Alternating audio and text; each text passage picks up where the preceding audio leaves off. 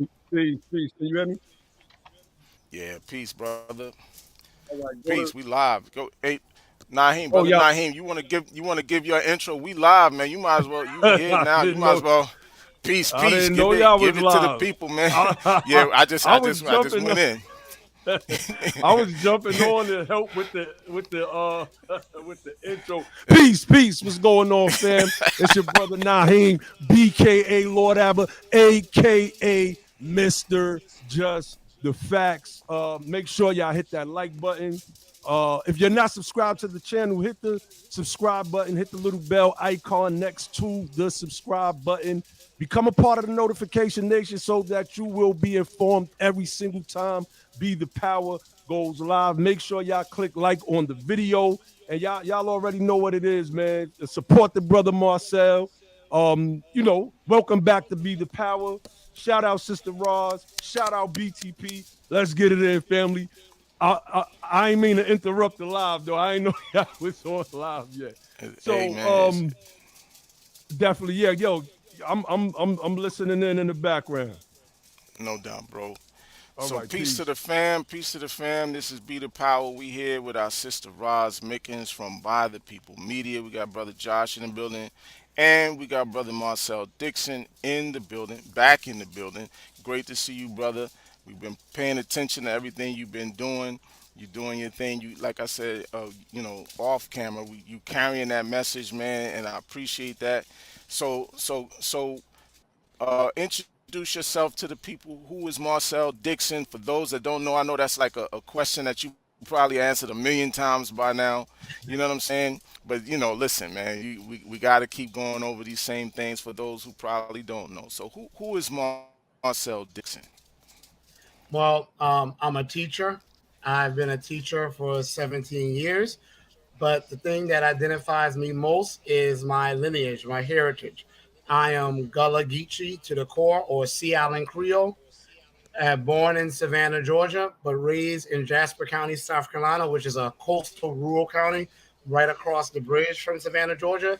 My mother's side and my father's side are both here in the South Carolina coast, and going back to at least the mid 1700s on both sides. We are right here in the a little bit in the Georgetown County, Charleston County area, but mainly down in the Beaufort County area, in the Jasper County area. And I am running for South Carolina's 6th congressional district. But it's also important to say that I'm running for reparations. But I also have to say against whom I'm running, because that is almost just as important. I'm running against That's right. Congressman James Clyburn, who has held this office for 30 years, and yet his district, where I've lived my entire life, worked my entire life, and have taught the kids here for my entire career, is the sixth poorest in the United States of America out of 435. That's right. That's right. Hey, listen. We've talked in the past about our family ancestry and everything like that. So I just want to say my family is also from South Carolina. My father's side, particularly Charleston. Charleston and Right, Sumter. As a matter of fact, he was born in Sumter County, and he always talked about being Geechee, being Gullah. You know what I mean? And we grew up hearing that. We really didn't understand what he was talking about because we're from New York City. We didn't, that's like country stuff to us. It's like, well, I don't know what that is. But yeah, man, our family is also from the Sumter area in Geechee and all of that kind of stuff. Remember, Cato, we were talking. I was asking you if you had heard about the Turks. Right, remember? I think on one of the episodes we were talking about the right, Turks of South Carolina. Right, you know what I mean. And I think you was breaking down about some people called Tesks, if I remember right. correctly. There's a hmm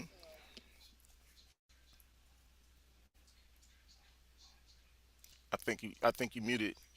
You muted Your yourself. audio is off. I Your haven't been able audio is to off. research into the Turks. I want to say you might be related to James Clyburn because his family is in Sumter as well. That's where he's from. But I want to say also, I know your sister has a y'all have a seafood business, both of you. And some of the dishes y'all make, I don't know if y'all Right. know it, but a lot of those dishes y'all make are actually Gullah Geechee dishes. especially the fried, the soft shell Mm. crab. Those are things that originate here. If you do Mm-hmm. hush puppies, people don't realize hush puppies Yep. is a Gullah Geechee creation right here in Carleton County on Addison Island. But I don't know much about the Turks, but there was another language here called Tek, which is almost completely unknown.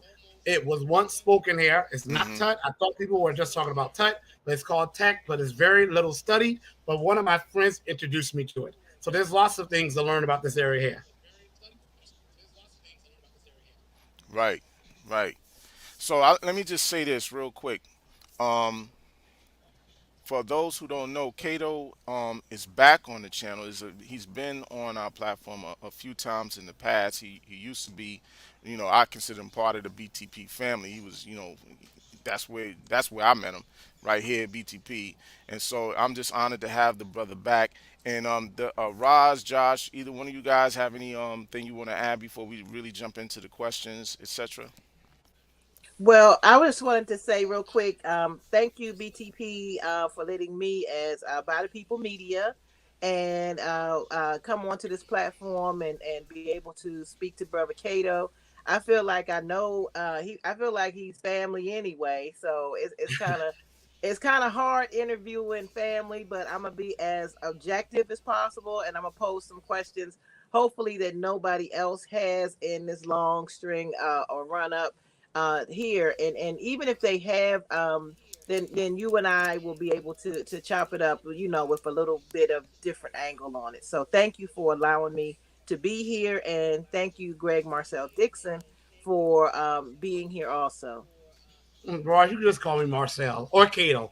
I haven't been called Cato in a while. I missed that name. So, Okay, I'm gonna call you Kato because I'm used to right, Hey that. man, Cato works for me. yo, see, that's how I know. I know you as Kato. I'm like, this is Kato and Mir right here. You know what I'm saying? But go Do ahead, y'all Josh. know the history of that name is a Gullah Geechee history as well? You know, the Stono Rebellion, which was the largest Hmm. slave revolt in North America. Sometimes they call it Cato's conspiracy. And a lot of the guys here in That's the right. Low Country who are tied to history, sometimes we all take the nickname Cato. I added Emir just to say I'm the rebellious king, but yeah, Cato. And I see That's right. Hartsville. Someone say Hartsville. That's in Dorchester. Yeah. Bebe Rodriguez. Hartsville's in Dorchester County. And there was a rebellion here in New York City where there was a Cato who was the leader of the rebellion in New York too, at one of these slave Oh, uprisings here in New York no, City. I didn't know about that. Yeah. I don't know a lot about slavery Hmm. in the North. That's one area where I'm very weak. Yeah, Tell man. tell a little bit more about that, and because Oh man. You know and what? tie it in I'm because I gonna. know the story. Yeah, yeah, yeah. Well, um, yeah, the one about Cato, I have to go back into it, but there was also one where I think there was a brother by the name of Caesar. There was one with a brother named Cato and one with Yeah. a brother named Caesar, and Caesar um, tried to take over New York City from the then governor at the time, and what he did was I think he had set some fires. Him and some of the other slaves had set some fires in the city, which at that time was really just downtown Manhattan, and they wound up getting caught. Some of them I think got were executed. They put them on trial. Some of them got executed, and I think some were sent to like the Barbados or something, Barbados or Bahamas or something like that. They sent some of them out, but yeah, Caesar, which is the other one I'm talking about. Caesar was a bad dude, and he was trying to, but Cato was too. So, but anyway, Raj, you got anything else? Josh, you got anything else before we jump into these questions? Yeah, man. Let's just jump into it. Let's Oh, do it. baby. That county, Hartsville is in Darlington County, not Dorchester. Darlington County. I just remembered it. Hmm. You said Appreciate something, it. Ross? No, I said let's do it. Let's get into it. Okay. Well, look, I want to ask this question that I have a few questions. I'm sure Roz and Josh have some as well. Um, One of the things that I wanted to get at was the fact that you stated that you don't have like political experience. So if you could like explain to the people what qualifies Marcel to represent South Carolina's 6th district as someone who really doesn't have a political background. I may not have a political background, but I have a political backbone. And Okay, that's what qualifies me as the person to represent South Carolina's 6th congressional district. Because Clyburn's been in there for 30 years. And I don't care what excuse people try to pull out of a hat. 30 years, 6th poorest district in the United States of America, 435. How do you skip 420 something districts, get almost to the top, becoming almost the poorest district in the nation? He has experience. He knows that's his right. way around DC. He has connections. And look what good his experience is getting us. So when I say to people, you want someone who's experienced or you want someone who's going to be effective? And I tell him effectiveness is going to win the entire time because I can tell you what his experience has gotten us. That's not just the 6th poorest district, the 3rd poorest for children overall. Majority of children here are black. This district is 50 to 60% black. He has the highest rate of amputations for black Americans in one of the worst communities for medical outcomes. This is in Richland County in Columbia. So many black people are getting their arms and legs amputated. The Centers for Disease Control is investigating as we speak why it is happening. He has the most toxic water in the nation, North Charleston. Okay. Denmark, South Carolina, and Bamberg County hasn't had clean water in over 10 years. Bernie Sanders during 2020 had to bring pallets of drinking water for the poor majority black people in Bamberg County in the town of Denmark. He has the highest eviction rate in the entire country. Okay. His district has the highest amount of people who are uninsured. And yes, the worst health outcomes, highest levels of diabetes, highest levels of strokes. Now, of course, I'm not going to necessarily blame, and people are surprised when I say this, I'm not going to blame James Clyburn for these conditions because the truth of the matter is he did not create them. They were here when he was born, and they've only gotten worse. But I will blame him for not using his legislative power to do something about these conditions. Because when you look at the data, black Americans, freedmen, descendants of American slaves, just so people are very clear when I say black Americans, we are disproportionately impacted by these things. And when it comes to economics, our wealth is heading downward. Most of our land, 15 million acres of 16 million, have been stolen. Okay. And yet you look at Clyburn's legislative record and you will not see any policies he's written to do something about these matters that impacts the majority of his district. But he's done things specifically for Catawba Native Americans who There used to you go. enslave our people. That's He's right. gotten them reparations. The first bill he sponsored in 1993 was to give the Catawba Native Americans, a group of Native Americans that used to enslave our people and were brutal. Not only enslaved, were brutal slave catchers. So brutal that sometimes our poor, unfortunate ancestor who was captured would beg to go back to the white enslavers. He sponsored a bill in 1993 to give them special protections, privileges, rights, and recognitions. That's pretty much reparations. Then in November 2021, he wrote a bill for them to get 20 acres of land on which they're going to build a multi-million-dollar casino, which will be tax-free, and they will get billions of dollars. There's one Native American tribe where they get so much money from casinos. Every member of the tribe gets $1 million in cash. Meanwhile, Gullah Geechee people, your lineage, my lineage, we have lost nearly all of our coastal front, riverfront property. I'm fighting to keep the property that my father's side of family got from Port Royal Experiment in Special Field Order 15. Mm. I Wow. have a quick Wow. question regarding Okay. what you were saying. Cato, in your district, how many other people? Because if you're looking at the data according to how you presented it, how many other people or how many endorsements have you gotten from different groups in your district? Well, my district is 97% rural. It's very neglected. So you're not going to find a lot of nonprofits in my district. And that's a good thing. because some we have are good, some are good, but the ones we've had that have been there, I can't point to one thing they've been able to do to actually help the people here. Now, the organizations that exist in my district, like some of the teacher education organizations, they refrain from endorsing candidates.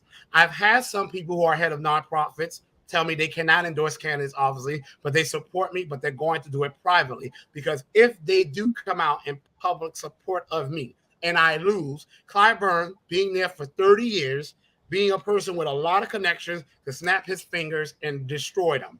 I have received endorsements, though, from some organizations that are not necessarily based in South Carolina. Some of them are organizations that cater to the needs of Black Americans. One of them is concerned Black American citizens. A news toter. There's one guy who used to work for Bernie Sanders' campaign as his chief of staff or one of his campaign managers, Marcus Farrell. He's endorsed me. So I've gotten some. And what I've read for a first-time candidate who's not running on a safe platform, I can easily have just ran on something like healthcare for all. And then people will be wrapping their arms around me like a python. I'm running on Repair Black America to Fix America. Anytime you stand up for Black America in this nation, you're always going to be met with a lot of resistance. So the fact that I've even gotten one endorsement is a surprise to me. But the endorsements I've gotten to most that has mattered the most are the over 3,000 people that have donated as of now over $140,000 to me in less than 7 months to a candidate that no one heard of, has no experience, but is just running on doing the right thing. Those are the endorsements that mean the most. And on voting day, May 31st to June 14th. That's right. That's right. Was that satisfactory, Raj? You want to follow up, or you good? Okay, I'm good. I just wanted to find out too how, as far as your ground, as far as street team, people knocking on doors. What's happening there? Because you seem like you have. I mean, then just listening to you, I know that you're passionate, you're straightforward, you don't duck and dodge questions, No, and you are, as an educator. I mean, dear and dear to you my sure heart, you're right. my educator. But as an educator, you seem to really be bringing the fire that is really needed, that people are not used to. How is your ground game? What's happening there in South Carolina? So I have several street teams, and being that we're in the final stretch, there are some things I keep to myself because Clyburn has never had to work for votes. And so what his team does, and I promise you, I have revealed things on interviews. Like I said, I was going to a certain event, and then I would see his team there. And when I realized when I wasn't saying it, I will go there and they wouldn't be there. And you know for a fact they watch my videos, they go in Twitter spaces, they probably record things that they're probably going to try to spin. I have street teams all throughout the district. Some of them are volunteers. Some of them I do have to pay. Some of them I pay because they want to be able to volunteer, but I at least need to be able to pay for their fuel and their food. And some people I am paying to really canvass my district to target over 200,000 homes. Then I make public appearances. I go to public events. I just went to the Black Expo here in Columbia, South Carolina. Y'all see me. I went to the Baby's concert, the Baby and what's Rob Wave, and I forgot the girl's name. I forgot her name. I went to their concert.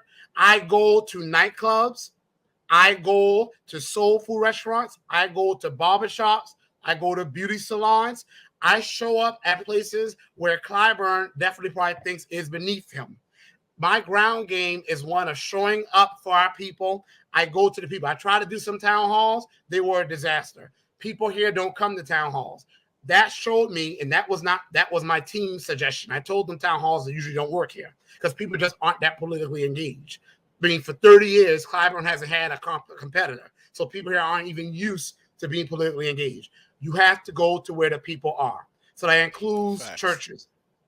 That includes their jobs. And we've been doing all of that. All right, Now, thank you so I got a much. question. okay, go ahead, Charles. As you said, Brother Marcel, when Congressman Clyburn first won his position, the one that you're looking to unseat him from, I think the first Jurassic Park movie was about to drop. That was 1993. So, could you describe like how the conditions of the people um, maybe have changed or not changed or stayed the same in your lifetime during that period of time that he's been in office? Things have actually gotten worse. That's Hmm. the sad part. Things have actually gotten worse. Don't fall for this smoke screen that they tried to show us. They will tell you that Jasper County, my county, which used to be one of the poorest counties in South Carolina, still is a poor county. They will say that its wealth has shot up. That's only because they have Sun City, Hilton Head Island here, which is a retirement community where the average home starts at something like $375,000. The majority of the people there are white retirees who have to be over 55 years old to live in that community. They have moved into my county. So overall, it looks like the county is doing better. But when you take out their data and you just put the original inhabitants of this county, the freedmen, you will see that things have actually gotten worse. And not only that, here is proof. Land theft. When I was growing up in the 80s, the 90s, and the early 2000s, Black Americans still owned a lot of land. My community, where my people had lived for generations, was still there. We were off of a highway going from Beaufort, South Carolina, to Bluffton to Savannah. So it was a very popular highway. But at that time, our area was rural and pretty desolate. When our area started to develop and Hilton Head Island started to become a major tourist attraction, they widened the highway to run us off, and then Budweiser brought off the remnant of the land that we had. Never did anything with it. Now that's happened to all of the families that used to live in my community. Our land is gone. From where does most land come from America? Land. How did white Americans get their wealth? Which is why the average white American family has wealth, not income, of $200,000 or more. Whereas for Black Americans, it was $24,000, but falling now because white Americans benefited from the Homestead Act, the one for where they first came from England, and they were giving land to people who were settled, the one they did after the Revolutionary War, the most popular one that Abraham Lincoln signed in 1861 that gave away 10% of the entire United States of America, hundreds of millions of acres to white American families. And the Southern Homestead Act that was supposed to be for us, but ended up mainly going to white Americans as well. Even if they sold their land, like a lot of them did, it was able to give them wealth. Black Americans were never able to get wealth from our land because we deal with a system called heirs property. When property is inherited by a family, but without a will. So you can only share the property. And it used to happen, they did these things called partition sales, where a family member could sell their share or be forced to sell their share by violence. And a judge, usually a racist, anti-Black judge, will say, well, it's 10 Negroes living on that property. Here's $10,000. Give each of them $1,000. Tell them to get gone. Happen all the time. $10,000 for maybe 9 or 10 acres of property that was probably worth $450,000. It would happen all the time. Nikki Haley, believe it or not, Nikki Haley, who I'm no fan of, met her in person. She gave me a book she signed for me when I was district teacher of the year, but I never cared for her. But Nikki Haley actually signed legislation that put an end to that type of partition sales in South Carolina. It stopped the bleeding of hundreds of thousands of property. Clyburn, in all his years, never did one thing to stop it. It took a Indian, whatever. It took an Indian Republican lady to actually do something about Black people getting their property stolen. Right now, as we speak, Tim Scott, and I'm no fan of Tim Scott necessarily, but he's the only person in Congress talking about heirs property and how Black people have lost their land because had our land stolen. Because Tim Scott is from Charleston, South Carolina as well, so I'm sure he's going through it. My point is, we've lost our land now because they've either did eminent domain or it was partition sale. So now Black Americans don't even have heirs property on which to put a home.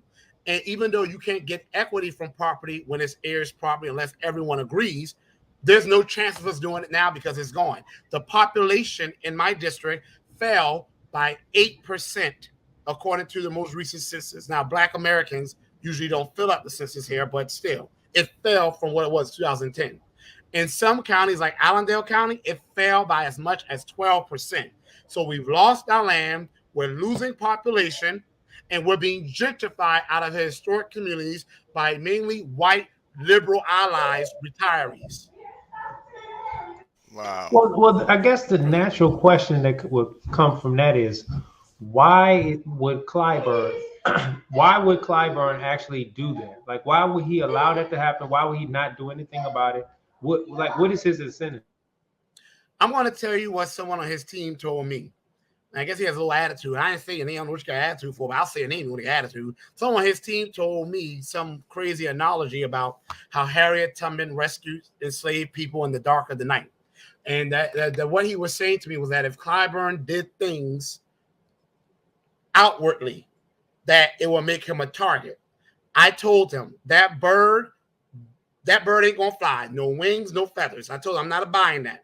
I said Clyburn has been in support of illegal immigrants getting citizenship. That is something that's unpopular with a large swath of America. I told them That's true. Clyburn has now been in support of gay marriage, something that was unpopular with a lot of Americans. I said people are always willing to do things that are right but unpopular for every other group. Only when it comes to Black Americans do they want to play. Well, you gotta be smooth with it now because they're gonna target him now. Are we not worth you being a target?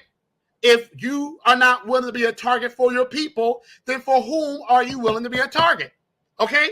I said he's not what a leader is supposed to be willing to be a target for their people. And if you're not willing to be a target on behalf of your people, then you sure as hell don't deserve the votes of those people. Come on, brother. Man, brother, preaching right there. Brother, preaching right there. That's right, Cato.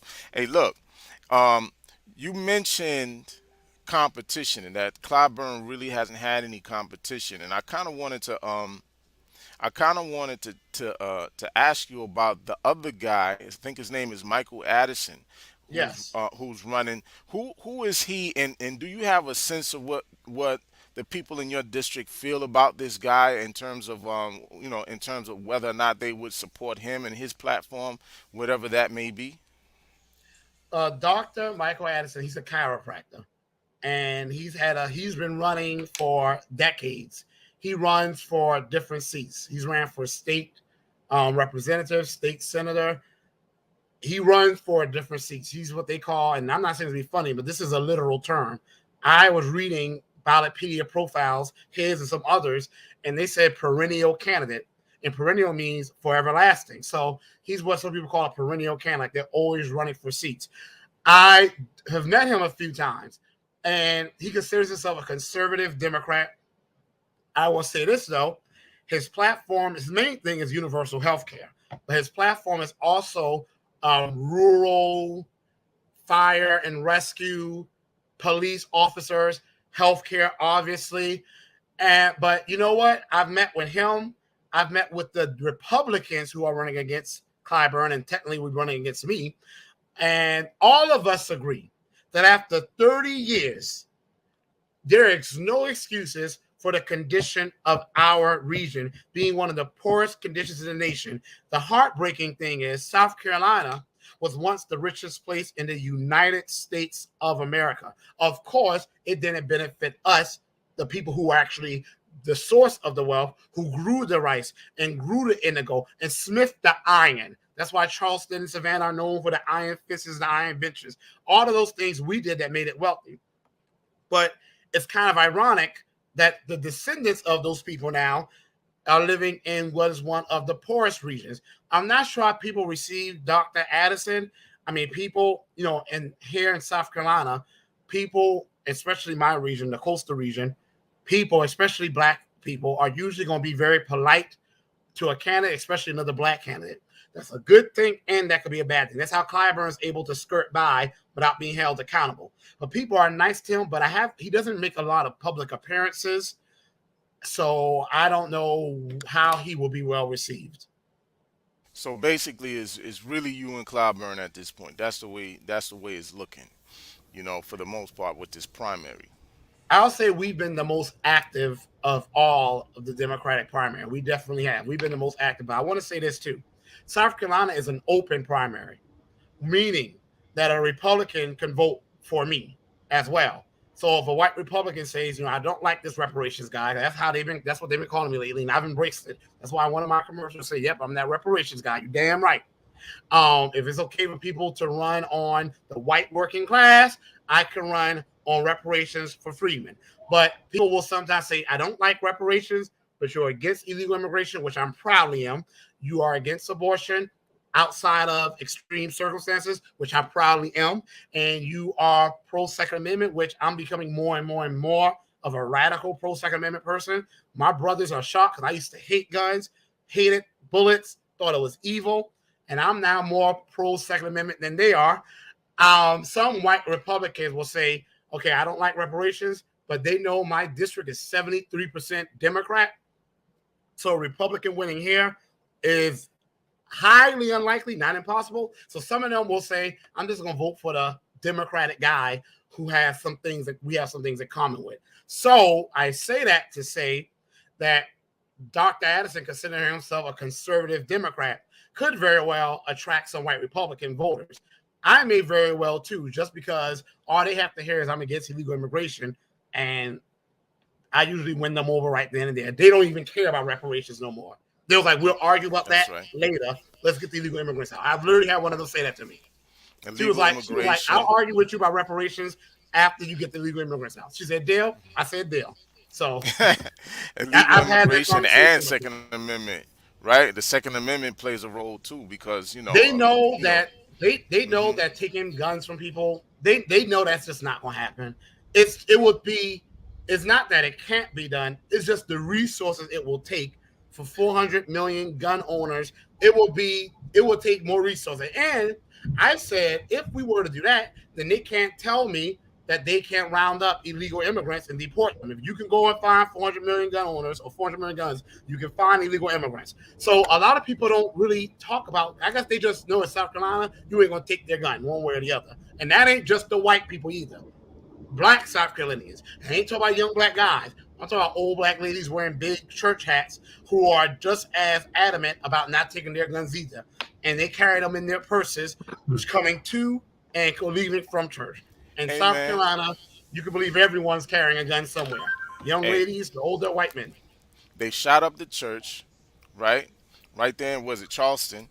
Shot up the church. Just today, you had a school shot up with a elementary school with a bunch of kids, babies. You know what I'm saying? Babies. So yeah, I don't see taking guns, from people. As a matter of fact, a lot of these democratic areas that have all of these strict gun laws, like places like New York City, where you can't carry, etc. But the amount of shootings that are taking place here, something needs to be done about that, man. Because the fact of the matter is, the bad guys are the ones with the guns.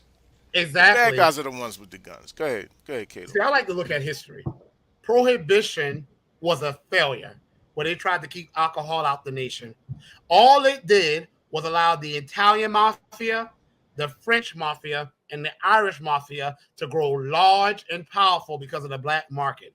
And Chicago, just one city, people like to talk about Chicago now. No, if you want to see Chicago when it was really violent and bloody, go to the Chicago of the Prohibition era, where you had over 500 murders and the population was just a fraction of what it is now. And those were mainly white Italian mafias, Irish people murdering and killing each other over territorial disputes over importing alcohol. So prohibition shows me that it's much more easier to sometimes regulate certain things than to try to prohibit certain things. My approach when it comes to, first of all, for black people, with that Buffalo shooting, I am encouraging all of us to get well armed and to be well trained and to be ready to shoot.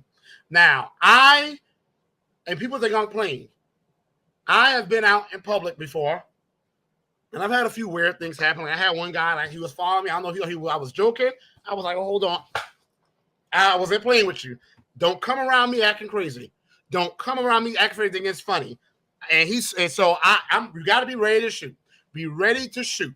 We always have to, and it's sad this is the case, and the chances of us being in a mass shooting is very slim, just to be very fair, but we always have to be ready to defend ourselves. The same way they teach defensive driving, where they say you always have to assume the driver in front of you is going to do something that's going to cause an accident, where you have to be on the defensive. Always assume that we may have to take actions to protect ourselves. I believe we need to have armed guards for schools. I'm just at that point now. When I visited the Capitol and the White House, they had armed guards all around them.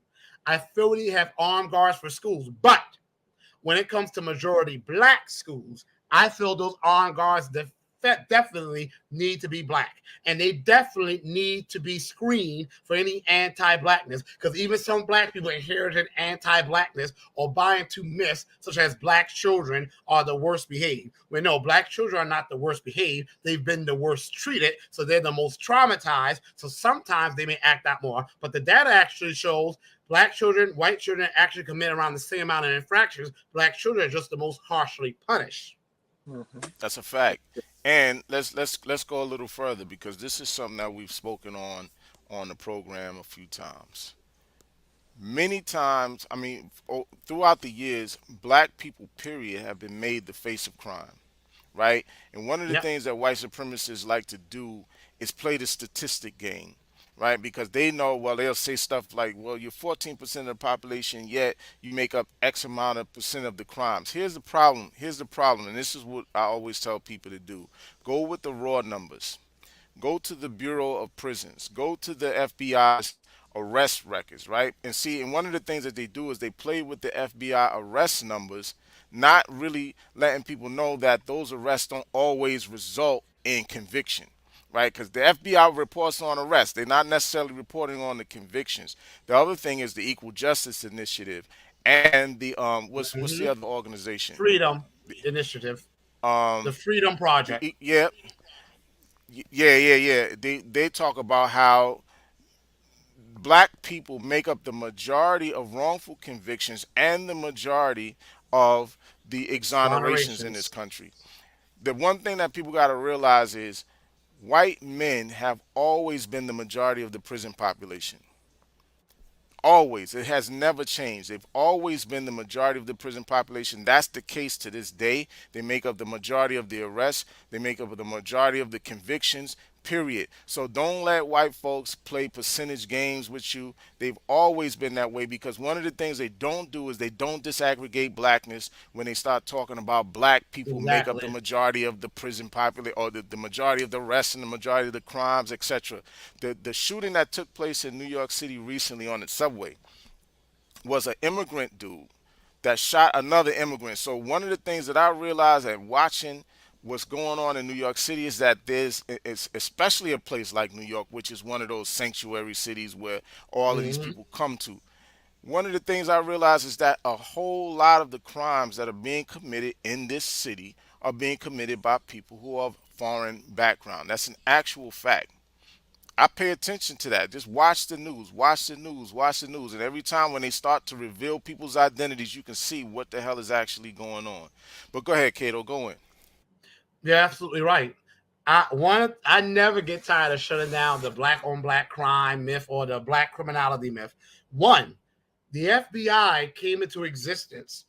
Really, the unwritten reason was to really frame, implicate, and to destroy and derail the civil rights movement by framing Lee. That was the original purpose of the Bureau of Federal Investigations, as it was originally called. But even during that time, even when Hoover, whatever that guy, that criminal, that crook's name, was in charge of it, when he was actually cooking books and trying to frame black leaders, even then to now, black Americans, less than 1%, not 1%, less than 1% of the black American population will ever commit a violent crime. That's one. Two, what they don't say also is within that under 1% of the black community that commits a violent crime, sometimes it's the same person committing multiple crimes, because it's been shown that unfortunately, sometimes the most violent offenders will be given parole, whereas a person like Khalif Browder, who just steals a Snickerdog or is wrongly accused of stealing a backpack, will get the book thrown at him. So the point of the matter is, there's even if we were to say all the things for which we were arrested is something in which we were guilty, that would still be less than 1% of the black community committing a crime, and it will be usually one person doing the same crime again and again and again. Second, I want to say is, you already brought it up, 62% of all exonerations, wrongful convictions, are black men. When you add black women, it goes up to black people being 70% of all the people that were wrongly convicted of a crime. And you already touched on the first part. FBI only shows arrest records. Obviously, with things like stop and frisk, and the fact that we had was that in Alabama, you had a whole police department that had to be shuttered because they were framing black men for drug convictions. Those things used to happen on a chronic level, and we can believe they still do. So when you have black people who are more likely to be stopped, more likely to have the book thrown at them for simple infractions that white people are pretty much giving a slap on the wrist for, if even that, of course we're going to be arrested the most, but that doesn't mean we are more guilty. Then the fact of the matter is that violent crime, which is usually the crime that most people are concerned with, correlates not with blackness, but it correlates with poverty. So when you think about the fact that black Americans are overrepresented living in impoverished cities as a result of housing covenants, Jim Crow, and redlining, and white Americans, the average of poverty rate among white Americans is like 7-8%. Among black Americans, it's like 30%. We should be committing a whole lot more crimes when you factor in our poverty rate. The fact that less than 1% of us commit violent crimes, and the ones that are convicted are probably, a good bit of them are in there wrongfully, we almost commit no crimes. And if we did not have the poverty that was imposed upon us, we would probably be almost a crimeless society. Because before mass incarceration, one black person out of every 50 was going to prison. For as for white men, it was like 1 out of every 10. So we have always had a very low record of committing crimes. But when you brought in heroin and crack and mass incarceration and desperate poverty, and then you have a lack of mental health care, Holocaust survivors, a study was done showing that their grandchildren and great-grandchildren who had not experienced the Holocaust had heightened levels of depression and anxiety and trauma. Imagine what our kids inheriting 500 years of that. And you also make another point. It's something I've never thought of. We definitely do need to disaggregate, because some of these black people committing crimes may be the children of Caribbean immigrants, Afro-Latinos, African immigrants, or maybe black European people. They may not even be freedmen. And they do that for white Americans. They Right. even do that for Asians. They need to do that for us. Hey, Kato, I want to kind of circle back to what we were saying. You all were speaking about before the 2A. You know I got to get back to that, brother. What is it that you can do? Because you were just saying, you got grandmothers that will, especially because of what had happened in Charleston a few years with Dylan Ruth, and also, just looking at Buffalo, our hearts go out to the families that were. People that were killed and injured in at Buffalo shooting, that pointless shooting. But I mean, being a proponent, everybody knows pretty much my history. But what do you do to really reach the ones that are like, oh, we need less guns in a situation like that rather than more guns? How do you convince them in your district that 2A would be a better like equalizer to be, because that you don't see a criminal such as that going into a police station shooting. They don't go onto a military base. They don't go anywhere where people are definitely armed and ready for them. They go into schools, a parking lot, a grocery store, a movie theater. These are places where there's soft targets. How do you convince people that say there should be less, that is not practical and it's not reasonable? How do you as a politician educate them and show them that the 2A should be the way? Well, one thing I like to, because I'm a teacher and I teach ELA and social studies, I like to reference history. I reference American history, and I reference that even when America was under attack and it was deep warfare, they were hesitant to arm black people because they were afraid that our people being enslaved, will be able to defend themselves from their brutality. And then when they did it, they went, and when they finally would arm us, they would say that, wow, we were like naturally trained fighters. We're the best fighters, even with no training and with the worst weapons. I look at the fact that the NRA, National Rifle Association, which usually resists any type of gun legislation.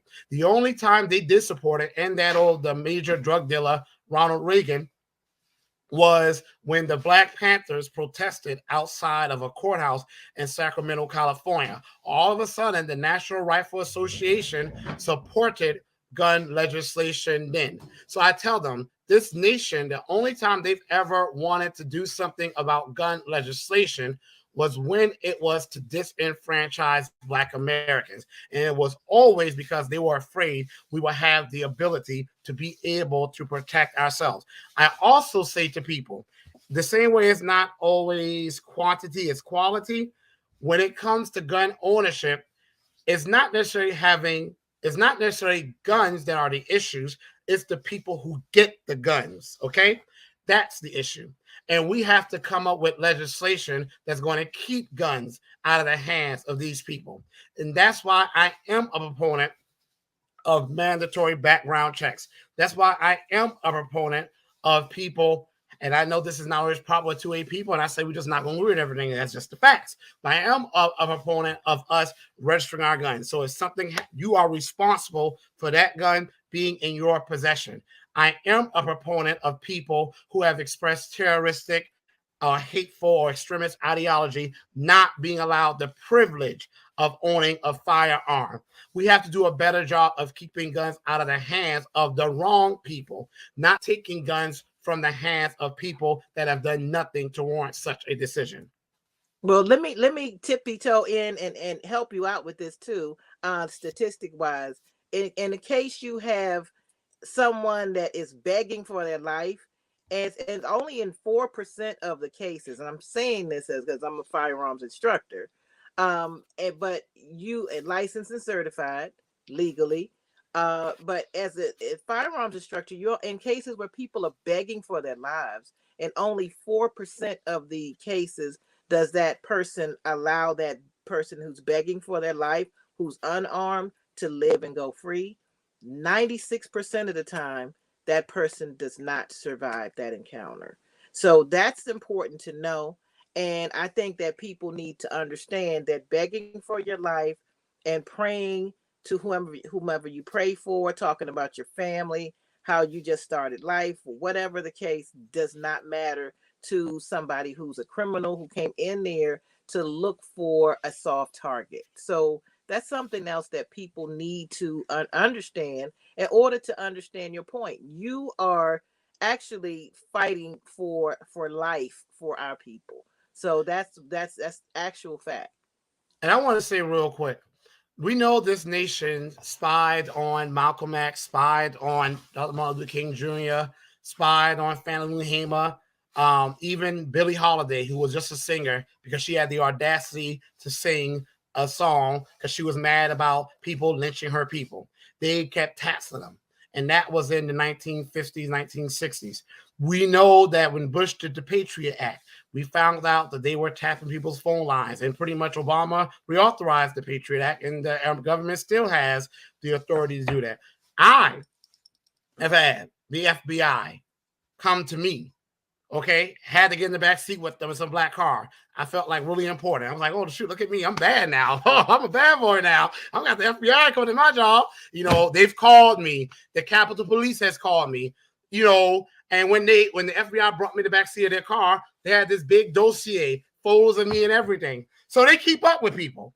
How the hell did this white scumbag, how did he plan all this openly, wrote this manifesto, made all these hateful posts on the internet, and they never once flagged him?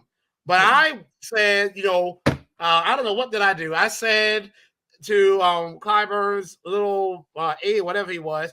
I said, what do I have to do to get attention around here? Do I have to come in front of the office with an AK-47 like those white guys in Michigan? That's all there was, a question, and all hell broke loose when I said that.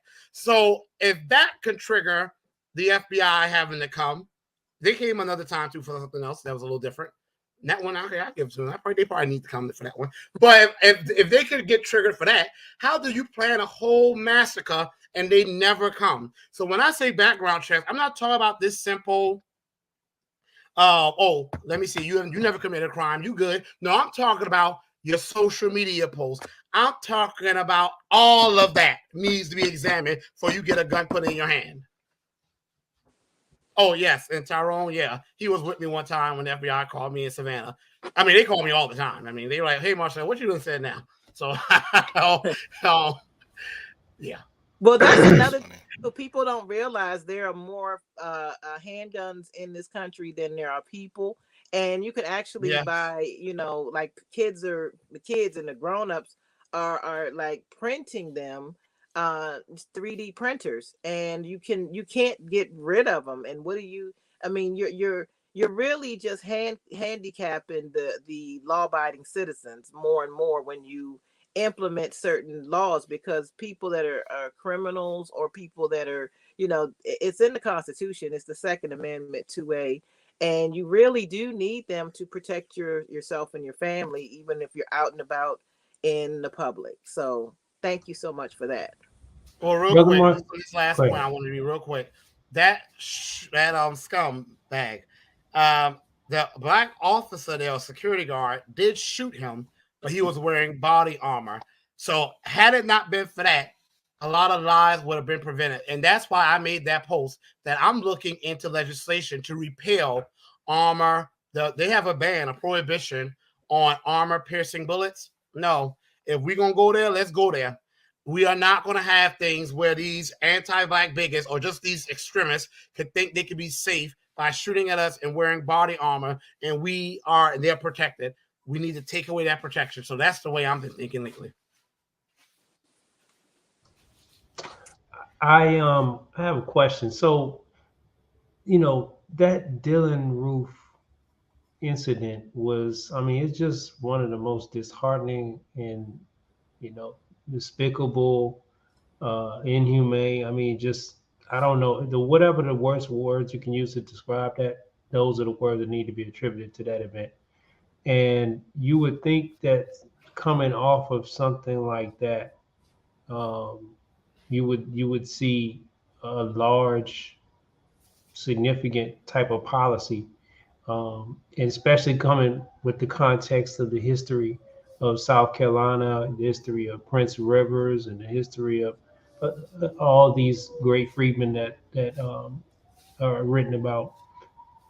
What was done, on our behalf, and the benefit for us, to make sure that something like that could never ever happen again, because we see it's continuing to happen around the country.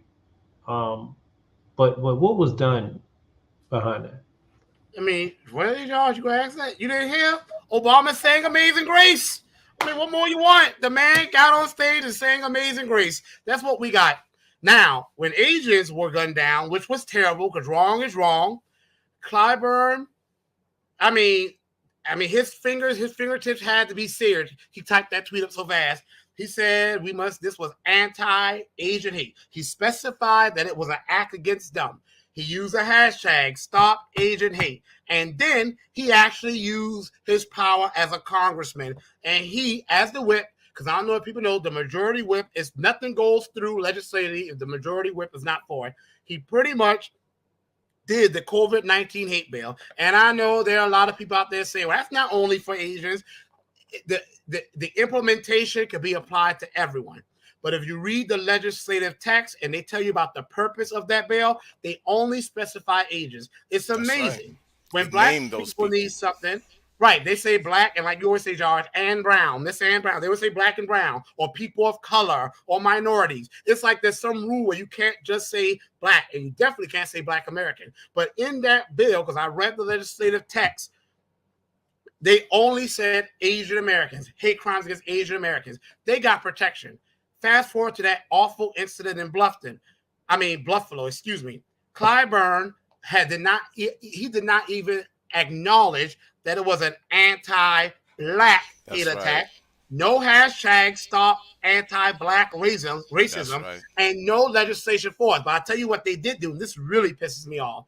I just read they passed a resolution condemning anti-Semitism, all because Yes. the scumbag had one anti-Semitic mark, but he had the Right. N-word written on his gun. He had "Here's your reparations" written on his gun, and in his manifesto, which I have not read. I don't know why people keep sending it to me. I don't want to read it. I know I know we got to probably know what the enemy thinking, but I can't. Apparently, he said the N-word more than any other word. Yet they won't even do a resolution condemning anti-black racism. This is our fault here. Hey, Kato, We allowed them to disrespect us like this. that's We, right.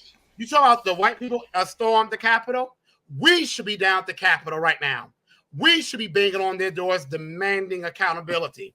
That is unacceptable. We need an anti-black hate bill, an anti-black American hate bill right now, because you That's can right. believe, of course, that scumbag probably hated all black people, but you better believe when he was talking about how privileged black people are, he was talking about black Americans. You know, he wasn't really thinking about, let's say, black immigrants.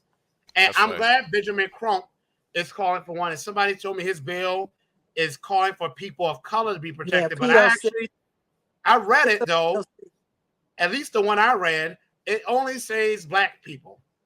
The one I read. Yeah, even in his tweet, when he made his tweet, he said that we need an anti-black hate crime bill for anti-black racism. You know what I mean? He actually tweeted that. Now, what's actually in the bill, I don't know. And But my thing is this: why yeah, is he doing that? That's supposed to be Clyburn. You're the right. majority whip. The majority whip sets the legislative agenda. They are the ones that says either the president will say to them, "Hey, we need to get this done," and they come up with the idea, or they say, "Hey, this needs to be legislation on which we work," and they get the votes for it. Why is Clyburn not doing that? And I have never seen someone have such hatred towards people who are of his own lineage. Yo, you would think Clyburn said, he said, "Why y'all fucking with me? Why y'all Yes, keep he is. fucking?"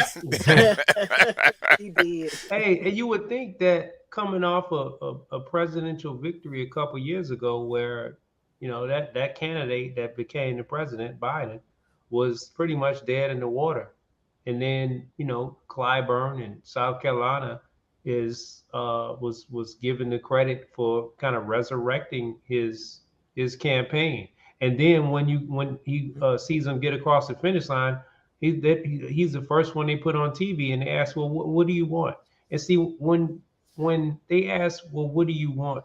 Well, yeah. They're not asking Clyburn, hey, you, James Clyburn, what do you want for your household and your family? And that answer should be coming from a standpoint of what do I want for my people? Right. Because you only get What do one the vote, people Clyburn. want? Yeah. You get one, just like the Well, you rest of heard them. what Clyburn said. I don't want nothing. And hold on. He said he just wanted a country where his kids and grandkids could pursue their aspirations and thrive. He meant exactly what he said, because some article that's been all over the place, and they've been trying to cover up. That's why they wrote that little fluff article that I posted this morning, where they talk about I and the other candidates are long shots. We haven't raised any significant money. And I called that reporter and I say, yeah, if I've been sitting on my tail for 30 years and getting donations from pharmaceutical companies and not doing it to help the people, I'll be a millionaire too. I mean, how are you going to compare that? But there's an article saying that Clyburn's been funneling money into his relatives, that apparently they start companies like Office Management LLC, and then they clean his office, and they've earned tens of thousands of dollars cleaning his office and maintaining his office. He's been paying them from campaign funds, campaign donations. Campaign expenditures are public. And when people try to come for me, I tell them, you can always check mines. Okay?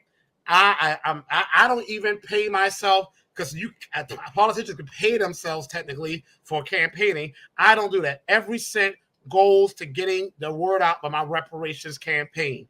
So when he said he was only concerned about his grandkids and kids, he meant that. Well, this is my question, Cato, regarding the constituents and regarding like when Congressman Clyburn came into office back in 93 until now. And people who have been historically voting for him and they're working, not one job anymore because a dollar isn't worth now what it was then. 30 years ago, the dollar was a lot, it had more weight to it. So what are you saying as far as bringing businesses and better paying business and jobs into the community that Clyburn is just not doing for the people? What are you saying to the people regarding that? Well, outside of reparations, my other big thing is education and transportation. Big industries are not going to come to an area if they see that the schools are failing, because they usually look for an educated populace. They used to tell me that when I was in school. Teachers, especially when I was in high school, they say the reason why some big companies don't come here is not just because we're rural and a small population, which really not that small population, but because also the test scores of the school are so low.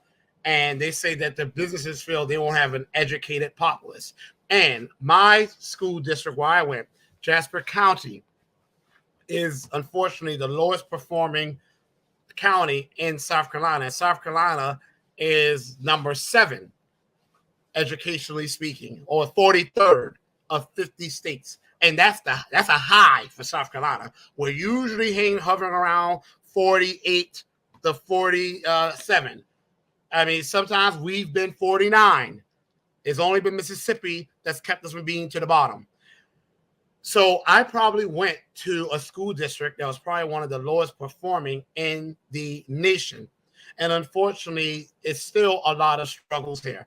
I will say, just my point of personal privilege, that my test scores with my students, they come to me only 25, 30% read on grade level. They leave 75 to 78% on or above grade level. But it takes a lot out of me. And Ross, you know this, you ever taught in a troubled school district, it takes a lot out of a teacher to get those type of turnaround numbers. It's almost leads to burnout. But anyway, the reason there's such an educational inequity, we all know about the issues that impact kids before they come to school, but it also deals with a lot of the way that schools are funded. Beaufort County, which is next door to me, like the community of Bluffton, South Carolina, is the wealthiest town in South Carolina. And where some of my family, my great-grandfather's side of the family is from that part of South Carolina. It's only like 15, 20 minutes from me. And their tax revenue, property taxes, that's how schools are funded, is this high. You come to my county, Jasper County, in my town of Ridgeland, property tax revenue is this high. So one school can afford things like guidance counselors, psychologists, advanced chemistry courses, and things of that nature. Whereas my school was struggling to find a music teacher. I mean, my senior year, they had to pile all of us in a room, like 40 of us in a gym, to give us health classes. They finally found the health teacher right before we was about to graduate, and we all needed the credits. My plan is to write legislation that will, first of all, establish a state standard for each state.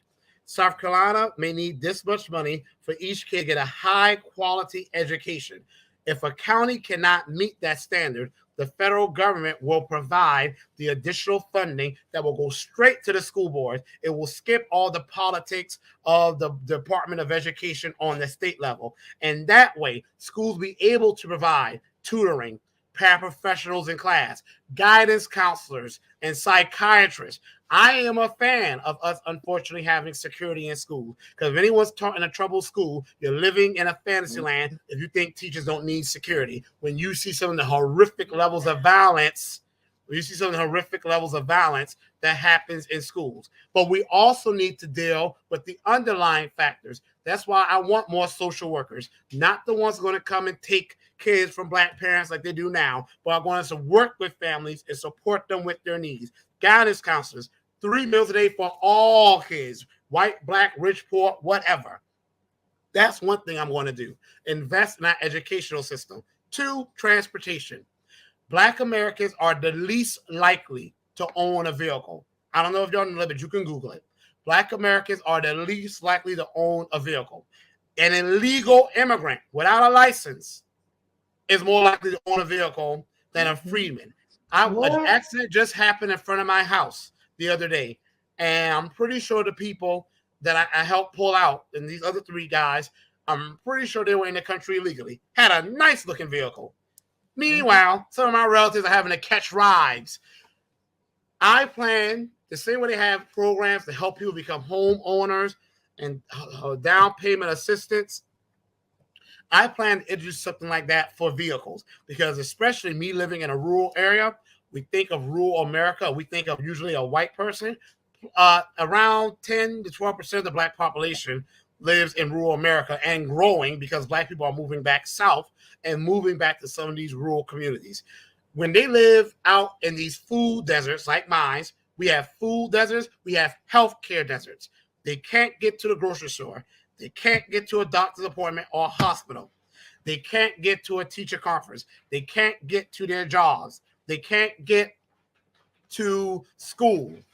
A car is literally a quality of life factor. Even to get to a bus system, if we have a bus system that only exists to take my people to Hilton Head Island so they can work at the hotels.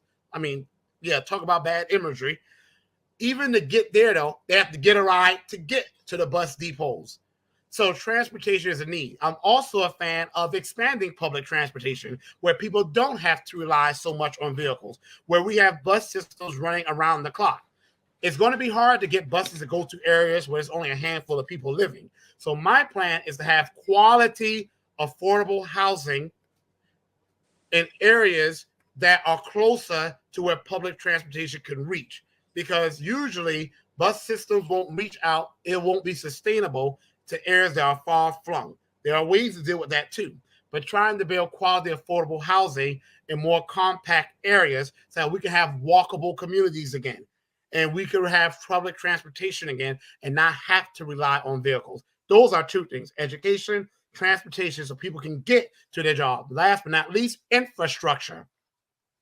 Clyburn, South Carolina, District 6. South Carolina's infrastructure has been rated a D, which means poor. Okay? We have poor roads. Our bridges are crumbling.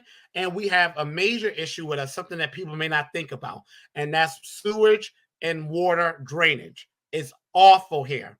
The reason those things are so bad here, why we have horrific flooding here, not just because we're in a swampy coastal area, is because we have small utility companies that often don't have large enough employees to qualify for federal grants to expand the infrastructure. I plan to introduce federal grants for smaller utility companies that will allow them to hire more staff and then to qualify for those larger grants.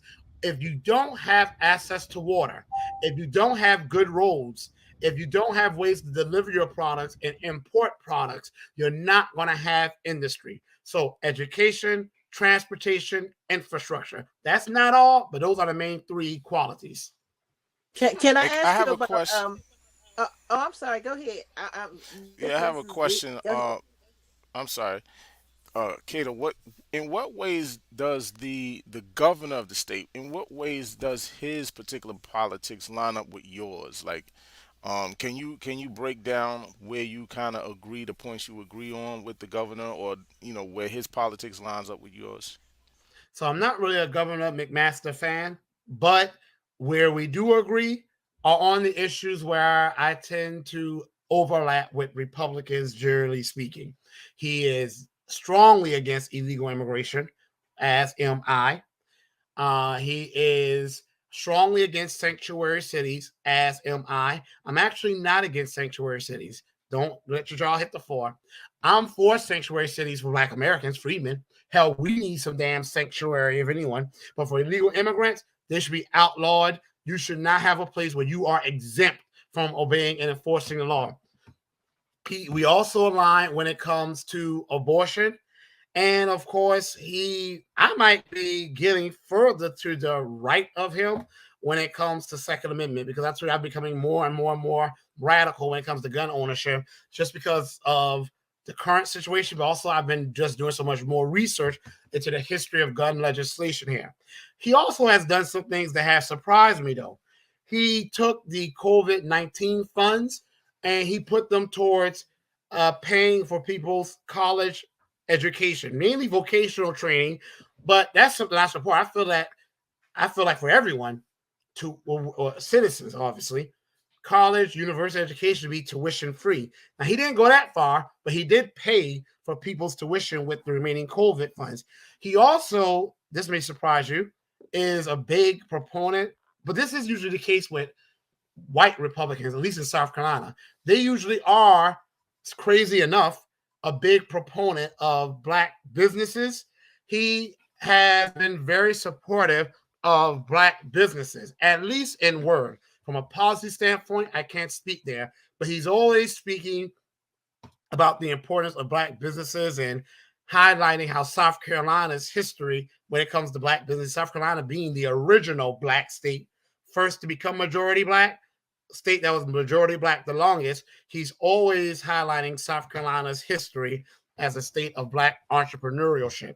So at least in word, policy, I don't say so. We at least overlap there. Outside of that, we're probably as different as night and day. But maybe he'll be smart enough to see, because y'all know I'm a fan of the reverse migration movement, Black Americans moving back to the South. And those states, meaning Louisiana, the states that we can do the quickest, Louisiana, Mississippi, Alabama, Georgia, and Maryland, and South Carolina, obviously.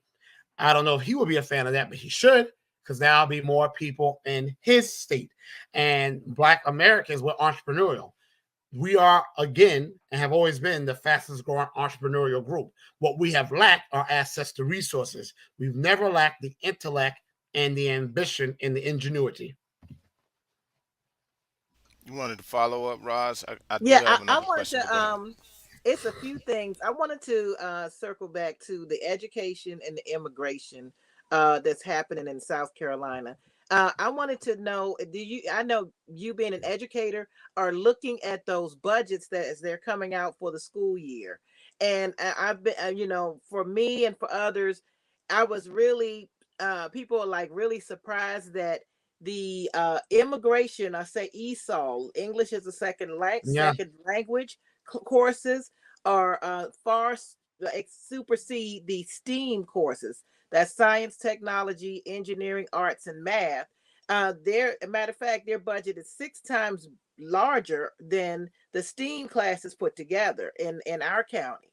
And that was just like really, depressing because you see kids, but the program for kids that are having difficulty, who tend to be the American freedmen children, was very it's not pretty much non-existent. I'm about to And say they're it's actually trying to non-existent. get, yeah, they're trying to get our kids to start taking the ESOL classes like they don't even know English. So I wanted to say that's a mix. People, once people find out that all the money that you had back in the day is actually going into ESOL and not into, remedial learning and phonics and things of that nature. So I think, parents need to look at, and you as an educator, once you people understand, like, wait a minute, why is my child who is an American freedman, a Black American child, grew up, through generations of being a Black child in America, they're in a predominantly class where kids can't speak English and they're learning English. And I mean, and people don't know why. So I mean, I want you to kind of like be able to touch on that and how the governor could possibly help, like if you're doing the reverse migration of people back to South Carolina, you can actually recruit an army of, I mean, we heard it through Obama, but I mean a real army of, teachers to come to South Carolina that are of our lineage and be able to teach. Why isn't that being looked at? Or is that something that you plan on doing once you're in office? Well, I want to say something about that. I don't know if y'all read the Texas governor. I forgot his name. Abbott. Greg Abbott. He is actually trying to challenge the Supreme Court case where it said that you have to educate all children, whether they're in the country legal or illegally. Find that interesting. We're just gonna see how that develops. But Ross, I talk about that all the time. How these English as a second language programs gets billions of dollars, but to add insult to injury, it comes from the Department of Civil Rights, a department that exists because of us. Okay, we are the pioneers of civil rights in the United States of America, and yet the majority of the funds are going to people that are not freedmen. In my school, I've had some of those same children. Most of them in my school are of Hispanic ethnicity, not Afro-Latino, Hispanic ethnicity. Can barely speak English, but they know how to say the N word. They know how to come here and say that our kids eat fried chicken all day, and it's happened. The majority of the anti-black remarks that happen in my school are always from some of these Hispanic students. And not only do they get these English as a second language classes, they get advocates. They get people to make sure they're being well represented.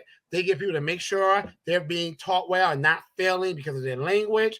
And even in the majority black schools, speaking of STEM, which I'm a fan of STEAM, science, technology, engineering, arts, and mathematics, I like to say STEAM, black children are underrepresented in STEAM courses, even when they are the majority of the students there. And why? Well, because first of all, white Americans usually have STEAM courses advertised to them. And if they're from a family that's more economically solid, they usually have parents who can expose them to different career fields and tell them the courses they need to take to go there. A lot of these kids who take the ESOL programs, those people who are teaching that department, they usually make sure those kids get into certain courses. No one's there advocating for our students. Now, here in South Carolina, especially my area, the Low Country, English as a second language. We should be teaching the black kids here Gullah or Sea Island Creole, a language that almost no one speaks anymore except for the older people. People are trying to learn it again, and I plan to do it too. But there's no one advocating for us. I plan to make us a protected class where we are going to have a department pretty much set aside for us within the Department of Education, fairly and on the state level. I plan to have federal funding set aside for us to start our own freedmen schools, have our own freedmen teachers. And even if we have subcategories, let's say you're a freedman, let's say you're Louisiana Creole or you're Gullah Geechee, you can start a charter school just focusing on that. I feel it was a big mistake. Integration wiped out like 86% of black teachers. I feel we need to get back to that. There was nothing wrong with our schools that was our fault. The fault was this country depriving us of resources. I want us to bring our school back. And as far as the role of the governor in that, that's not something I've thought about. Okay, thank you.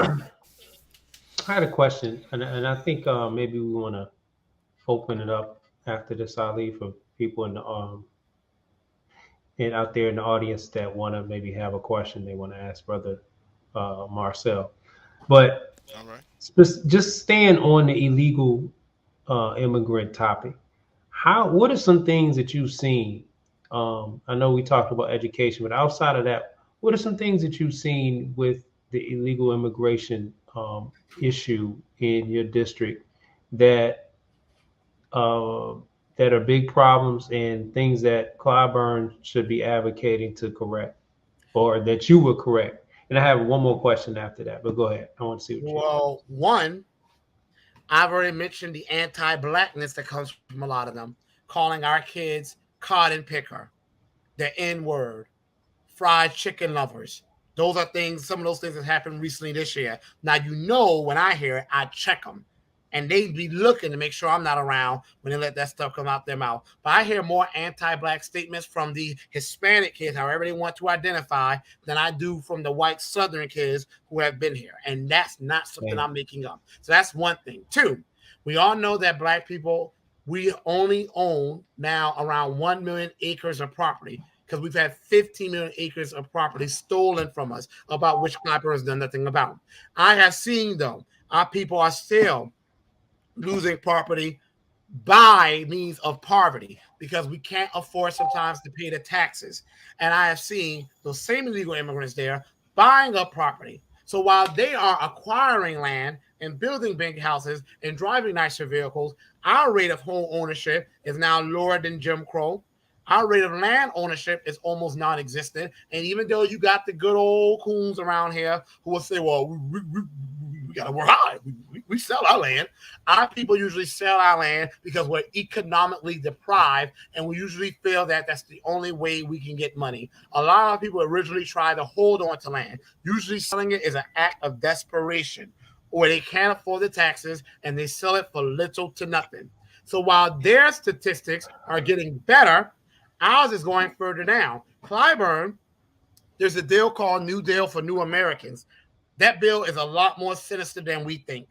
It's not just to make these illegal citizens, it will make them a protected class. They will not be allowed to be deported for 20 years. So, while some of us, I know this is a big about us on the federal level, while we talk about local level, they're going to the federal level where they can go to any state and work and be protected from deportation. But that bill also says it will give them resources in housing and education and health care. Okay? Yet there is no such bill like that being written for us. So I don't necessarily blame the illegal immigrants so much. I do want to target the source, the employers and the sorry politicians. But the fact of the matter is, you first of all, you're in our country illegally, so you are breaking the law. You are taking jobs that Black Americans will do, because you look at what happened in Stowell, Georgia, Forest, Mississippi, Chicago, Illinois, Tar Heel, North Carolina. All of those places were areas where ICE did raids doing in farms and poultry plants. All the time we've been told jobs that the Americans don't want to do. Guess who lined up the next day doing those jobs and doing it well? Freemen, Black Americans. Center for American Progress, 38% of construction employees are illegal immigrants. 39% of roofers and drywall installers are illegal immigrants. 34% of carpenters are illegal immigrants. Painters, 31%. Those were all jobs that Black Americans used to do and still do. My nephew does flooring and those type of jobs. This myth that they are doing jobs that we won't do is a myth. No, they're doing jobs that we refuse to do for slave wages. There Okay? you go. There you go. And let me tell you what happened. In Forest, Mississippi, when Black people took the jobs that the illegal immigrants were doing, they started to quit. And some of these, our white liberal allies came, quotation marks there, came along saying, and we got to talk about white liberal allies one day. I get more hateful messages from them than I do from the white Republicans. We'll talk about that sometime later. But they will say, you see, we need immigrants. We need immigrants. You see, Black people don't want to do those jobs either.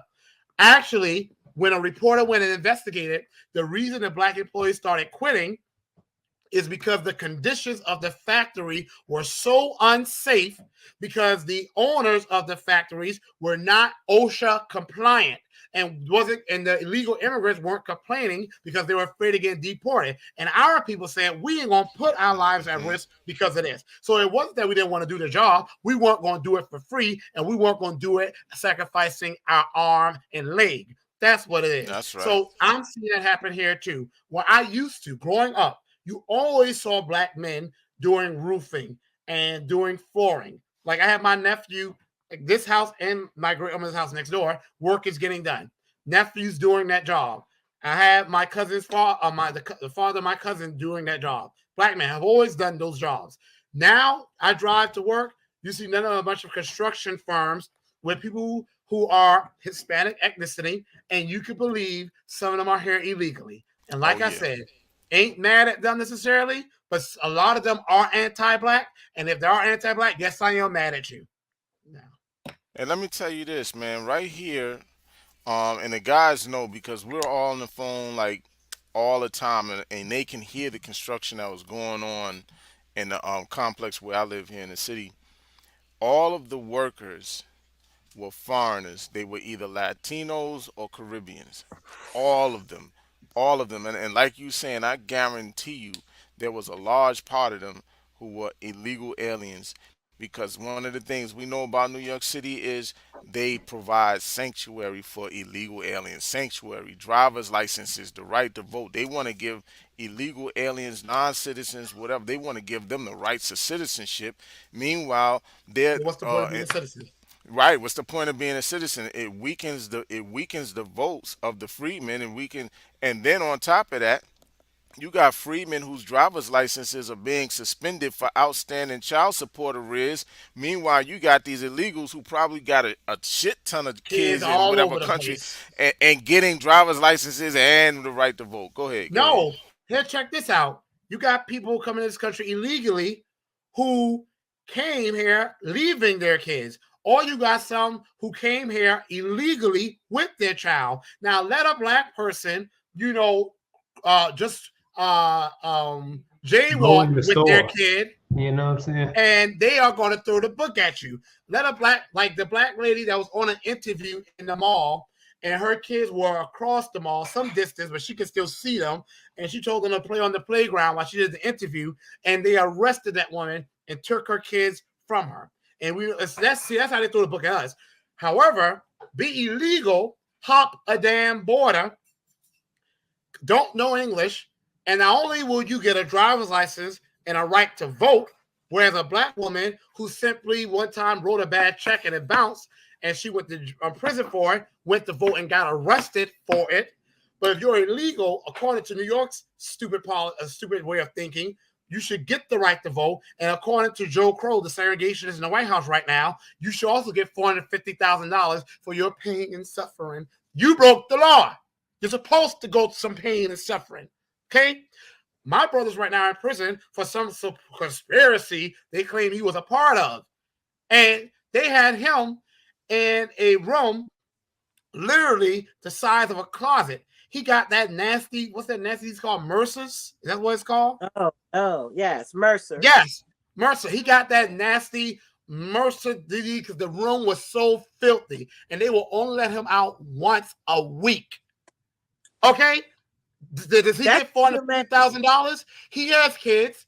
He has 4 kids. Does he get $450,000 to be separated from his kids? You see the double standard? That's another problem I have with illegal immigration. But again, another issue with the illegal immigrants. Remember the Joe Biden administration? They did this on purpose. Actually, I think it started with Trump, and then this segregationist inherited it. They tried to set aside like $5 million or $5 billion for black farmers. Really, it was not for black farmers, because if you read the fine print, it says Asians, Native Americans. I'm not sure why they tried to say it was just for us. First of all, the reason it didn't go through is because they did not make it specific. You cannot do race-based. It should have been lineage-based. It wasn't farmers from Jamaica and Nigeria being discriminated against by the United States Department of Agriculture. That was happening to freedmen. But second of all, the suit that was filed against that money, it wasn't, people talk about some white farmers. It was not just white farmers. Read it. It was also Hispanic farmers. Some of them you could believe their parents were illegal. So these people that some of us want to feel sorry for, they will come here and immediately get on anti-black code. They're not our friends, by and large. That's a fact. If I could, I wanted to ask you. I saw something in your reparations piece where the case for reparations. This is a little bit moving away from what we were talking about. You mentioned $20 billion for the reestablishment of the Freedmen's Bureau. Can you explain how did you come up with the $20 billion number? Or where does that come from? It's supposed to be 20 trillion, and Okay. that will be used. So that must be a typo. That will be used mainly for staffing and establishing the Freedmen's Bureau throughout the South.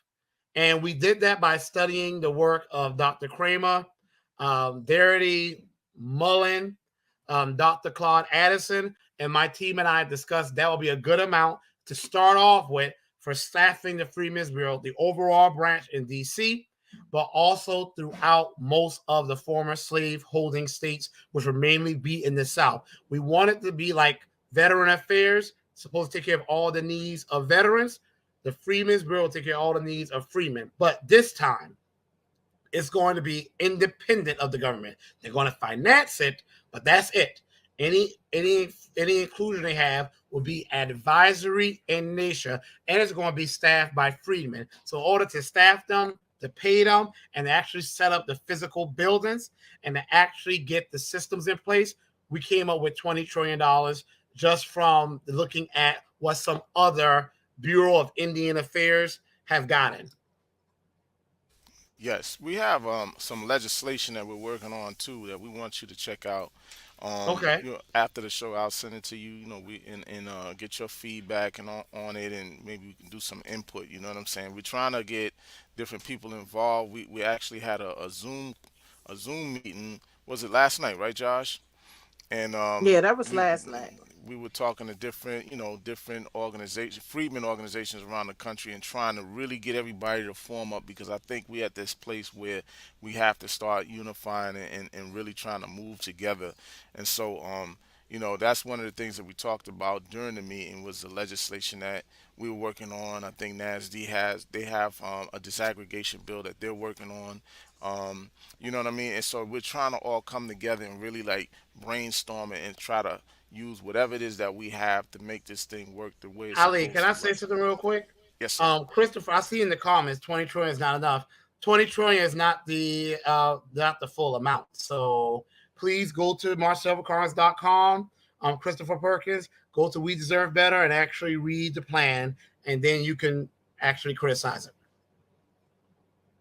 That's right. Definitely. And so anyway, Raj, you got anything else, Josh? I do have one more question. Let me ask Yeah, this. It's kind of go ahead. controversial. Kind of controversial. Something I else that I love saw. controversy, as y'all know. So yeah, I Well, love even controversy. well, it's not. But anyway, it's one of the points that you raised in your piece, understanding the case for reparations, was that whites empowered the United States government to tolerate a segment of its citizens being enslaved. Now, many people, we understand what that is, but many people may not understand what you mean when you say citizens were enslaved. So, for the people who may not understand that and are of the old way of thinking that slaves weren't citizens, could you kind of go into that a little bit? And after you're done, I'll camel back on what you break down. So that was something I actually first heard that from y'all. It was I never thought about it. It's not like I accepted that we were not citizens. I just never thought about it. I never thought. I just knew that we were enslaved and it was allowed. Never thought about whether it was constitutional or not. I always knew that the Constitution never specified race, never mentioned the word slavery. So when y'all first mentioned it on an episode about how the Constitution actually that black people were actually supposed to be protected under the Constitution, I always like to do my own research, and I found out that one, there was a people always felt that the Constitution actually sanctioned, well, not sanctioned, but was pro-slavery. But there was another view, even during the times of chattel slavery, that it was anti-slavery, and the Constitution is actually race neutral. And not only that, at the time the Constitution was ratified, Black Americans were actually voting in several of the states of the United States of America. Also, the federal government actually never, ever could defend slavery because slavery was not constitutional. That's why it was done on a state-by-state basis. And no one ever really used the Constitution to defend slavery. That's why when the Confederacy, and I read the Confederacy's Constitution, it is almost just like the U.S. Constitution. The only difference is they specifically add the word Negro to it. They specifically mention slavery, and they specifically say that slavery is a protected institution. It's almost word for word the same. The Constitution, if anybody wants to argue about it in regards to slavery, it actually served to stop slavery. It actually counted Black people in slave states. It actually took away representation from the slaveholding states. So in a sense, it punished them. It actually brought an end to the importation of people that were enslaved, even though it never really mentioned a Black person or even the word slave. So I came to find out that the Constitution really did apply to Black people because there were Black people who were free and voting all along. And That's even when the right. Dred Scott decision happened, there were still black people who were actually voting and were citizens, and were still voting and were citizens even after the Dred Scott case said black Americans were not citizens. And the other thing I found out, and I did this research when I was going to challenge Michael Harriot, which you saw as well. I could have saved a lot of study time, but they that another reason why the Dred Scott decision, because people think the Supreme Court can't be wrong. They were. And the Dred Scott decision is one that people say was wrong. The Dred Scott decision was wrong because if slaves were just property, as that ruling said, then how could a piece of property challenge, bring a case to the Supreme Court? So the whole ruling was hypocritical and was unconstitutional. So black people were always supposed to be protected by the Constitution, but the federal government failed to uphold that, which is why even more of a case for reparations. But I want to say real quick, even if, like I said to Michael Harriot, even if slavery was constitutional, I don't give a damn. The internment of Japanese Americans will happen. Okay, that was legal.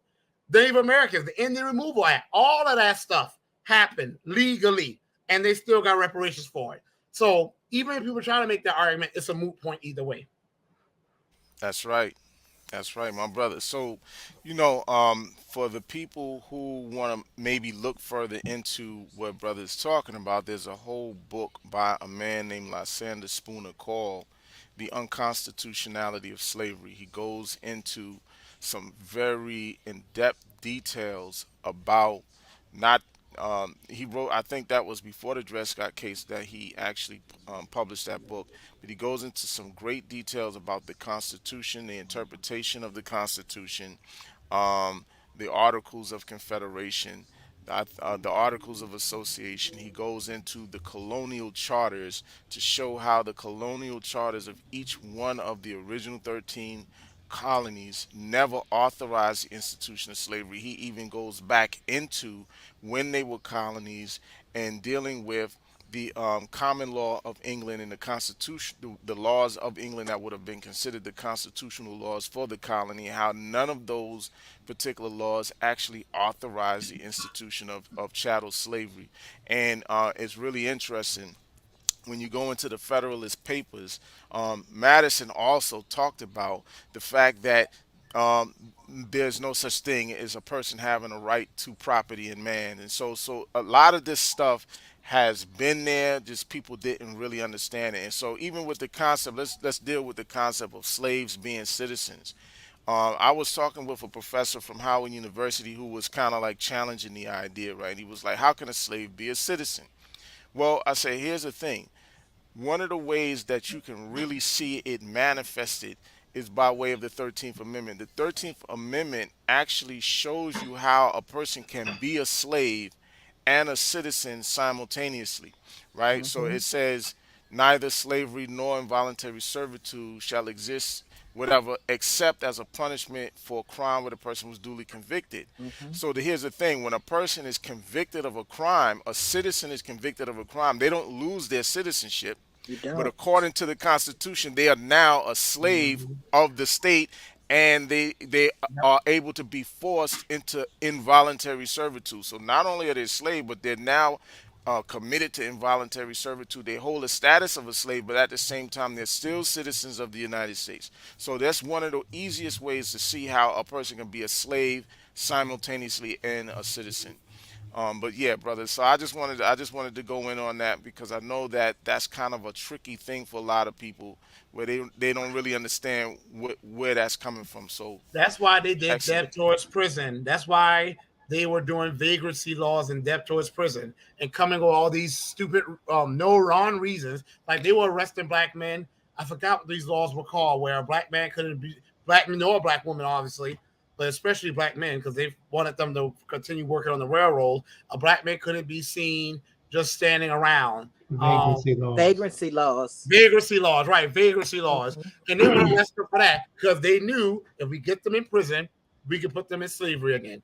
That's why they will arrest black women in their third trimester so they can give birth to a child in prison, and then the child becomes a ward of the state. The history of this nation's anti-blacks is disgusting. Absolutely disgusting.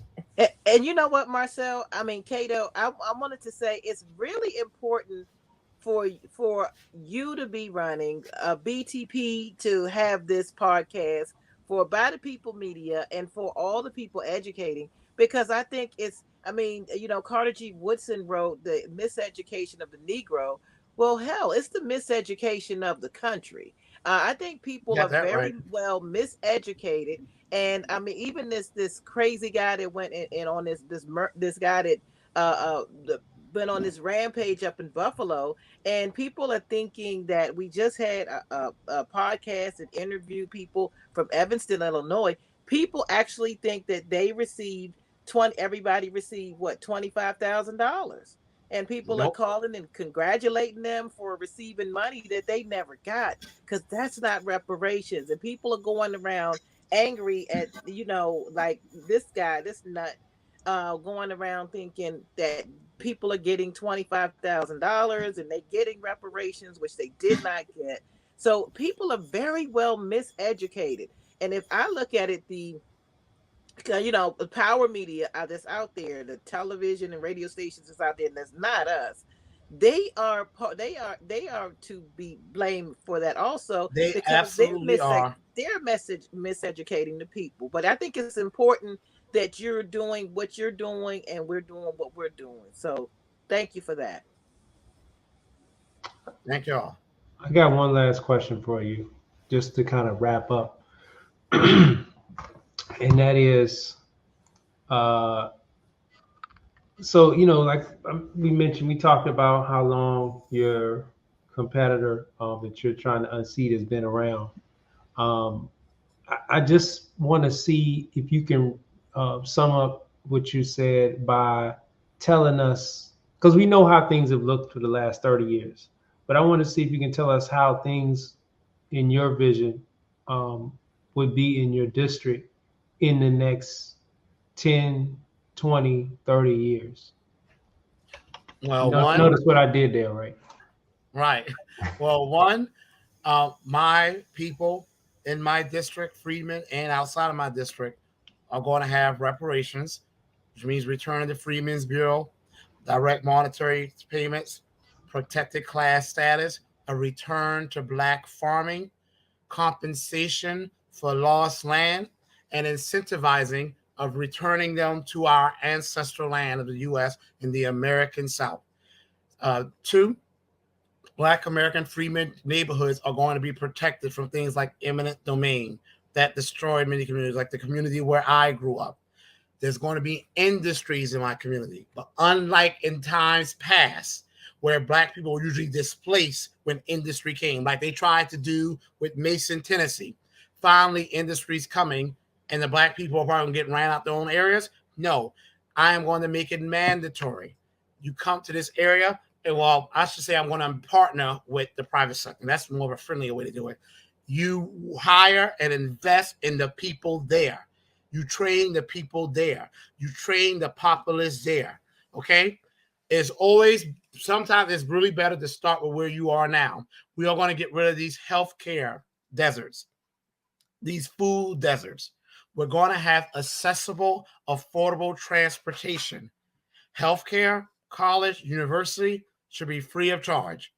And as far as homelessness goes, which Black Americans, 15-20% of the population, over 55% of the homeless, I'm going to make it to where we are not even 1%.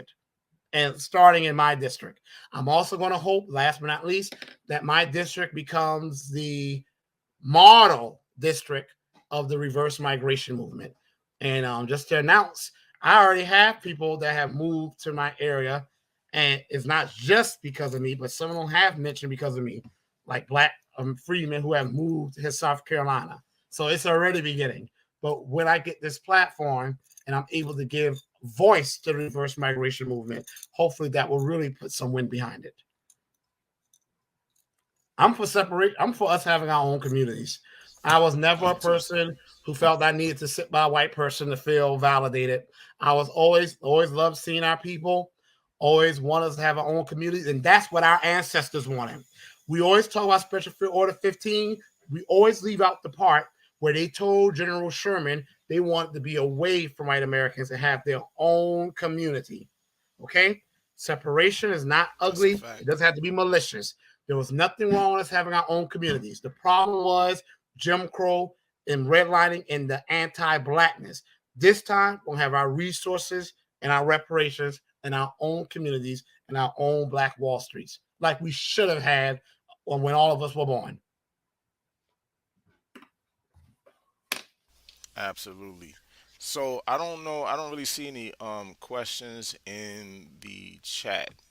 Um, I I think wanted people are to, just yeah, enjoying the I am knowledge. Go too. ahead, Roz. Hey, Yeah. Ali, I just wanted to get more into, like we were speaking about a little bit before in setting this interview up. I mean, Cato, and I had met Cato online and with anything else, and we got into a conversation offline and like exchanging numbers.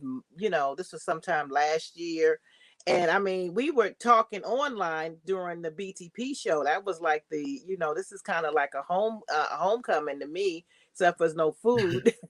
But other than that, I just wanted, to get a little bit into how all of this ended up happening, because people were asking me, said, hey, how come, Cato's not being interviewed by BTP?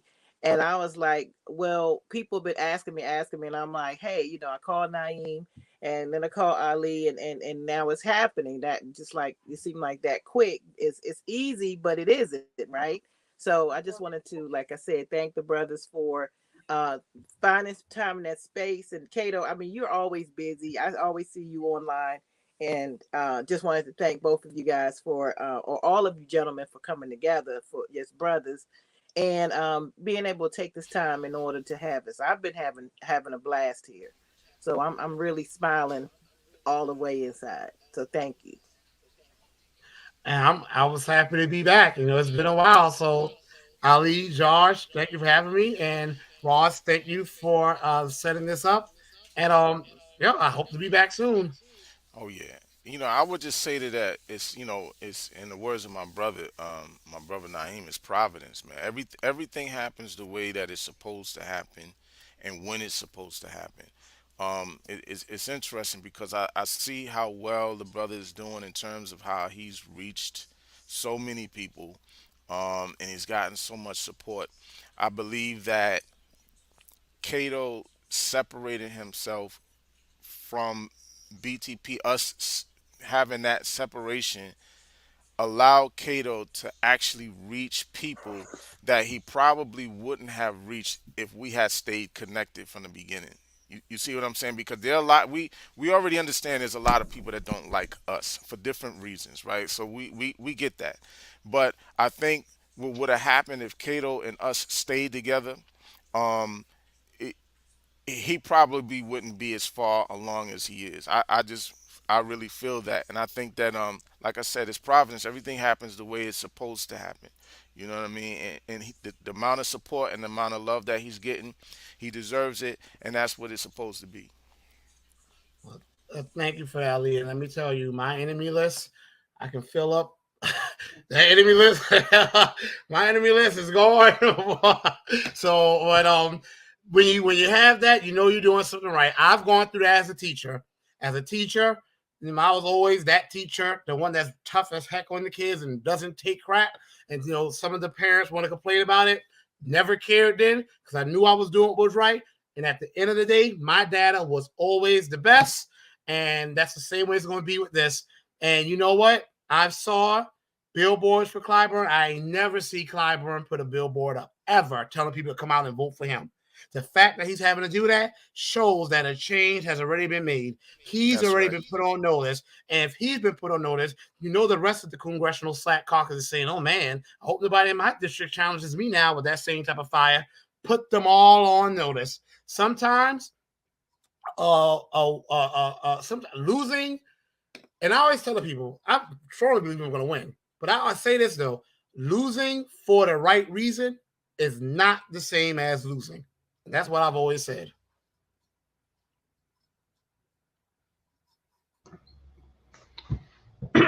Well, I definitely appreciate you running.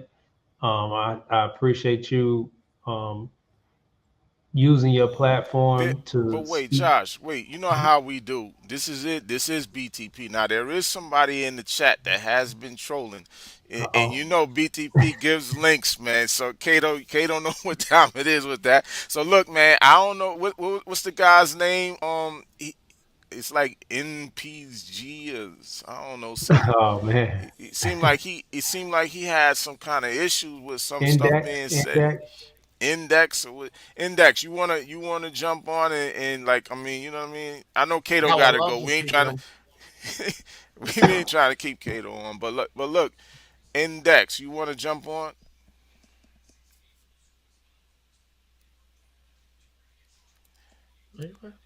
So I put the link in, which I say, put the link in, put the link in the chat for Index. Let's see if Oh yeah, Index please do, jumps because on. I see him talking about segregation and all that stuff like that. I would love to speak with him about that. I just put the link in the chat. Index, jump on. This should be funny. Let's see if he jumps on. He said he's not gonna jump on. These people are cowards. Come on, why not? Index. Come Come on, on, why Index. not? Jump on. It's a, we're nice. That's right, Michael Jordan. Division is divine. That shit comes from God. I've been saying that. Exactly. I always say to people, a wolf, a wolf does. Oh, he's just showing concerns. Okay, well, keep your concerns in the chat. But anyway, a wolf does not unite with every wolf in the wilderness. Okay, that's why they have wolf packs and not just one large wolf pack.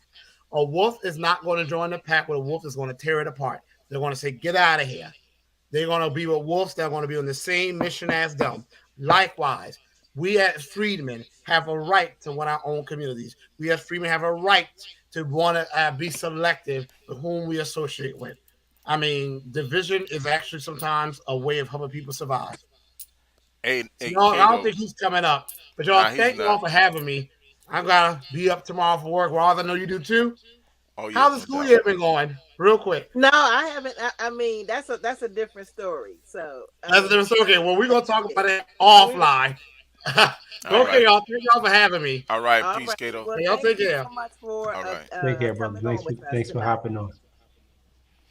Yes, yes. So, family, that was our brother. I affectionately call him our little brother. He's the BTP Cato in the building.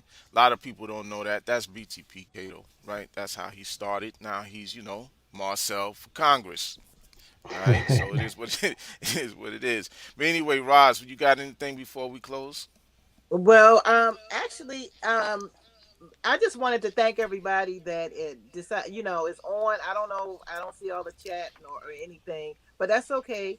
I just wanted to let everybody know that thank you for coming on and thank you for supporting. And if you can, please donate. It's right there, marcelforcongress.com/donate in order to put something into the brothers campaign. It and like he says, it doesn't matter if it's like $3 or 300 or 3,000. You can put up to 999, 9,999. I think it is, right. But whatever. But put something in there because he has a battle with Clyburn, and it's really, I mean, if you look at it side by side, what he's doing for our community, he's really not afraid to. One thing I see about him, he'll address all comers, and I don't see the incumbent Jim Clyburn doing that. I don't see that happening where he's addressing all comers, because if it were, I mean, he has a lot to lose if he comes out and goes head to head against Cato. Cato Mm, will just put him. He's not ready for that kind of work, and I'm gonna say that openly. He's not ready for that kind of work that Cato will be able to bring. So he's basically dodging and not trying to come at him in any kind of direct fashion. So, but I want that's to right. thank him for being able to come on, Cato, for being able to come on and being able to share with us and break down that information. And that's pretty much it. we're by the people media and be the power. And a lot of times that's what we want you to do is our media is things that you may be interested in, and it's by the people, and it's media that's for the people and by the people, and That's be right. the power. So thank you. Thank you, Roz. Thank you for setting it up and you know what I'm saying, being here with Sure. us through the whole thing. Brother Josh, you got any closing? I'm just glad that we were able to hear what the brother had to share about his campaign. You know, he really is a strong uh, person to talk about these issues. I was really impressed by um, how well he knew the subject matter. I was impressed by how deeply in touch he is with the community that he's running to represent. He knows it well. He knows it in and out like the back of his hand, and he knows exactly what we need. He understands our um, the necessity from the local level all the way to the national level. And I think that's what you need in a person. And he's not scared at all to speak to our issues. He's not having to use, certain coded language and certain safe language amongst the establishment. He's just speaking it like he's BTP Kato. You know what I mean? And that's what I appreciate. And so Facts. I would say, look, we need to we need to make sure that there's some power and resources put behind his campaign and building up that brand in that area. So what we can do, that's what we should do. If you're in the area and you have the ability to make a contribution financially or with your time, um, make that. And if we want to, we're not going to talk about whether whether he's going to actually unseat Clyburn or not. But I just look at it as like, number one, we can look at things from the long game. Clyburn is one of the most powerful Democrats in the Congress. So eventually, I mean, he's old. He's not. I mean, he's been there since 1993. He doesn't look like he's spring chicken. So what's going to happen? That's a seat that we definitely need to continue to work at, and the brother now is getting some momentum, and that needs to build up and keep building up and keep putting the pressure on because eventually, you know, that's going to be a place where we can get a victory. So I don't think there's any room for pessimism or skepticism. That's just, hey man, he's showing you who he is, and I appreciate it. He seems like a guy that, well, we know from experience, good, bad, or whatever, indifferent. He's gonna tell you, he's gonna keep it real. I'm not gonna tell you too much about that, but he's gonna keep it official, and that's what I appreciate about him. So, um, And hey Josh, real quick, I think that too, because of his ability to just head on attack the subject and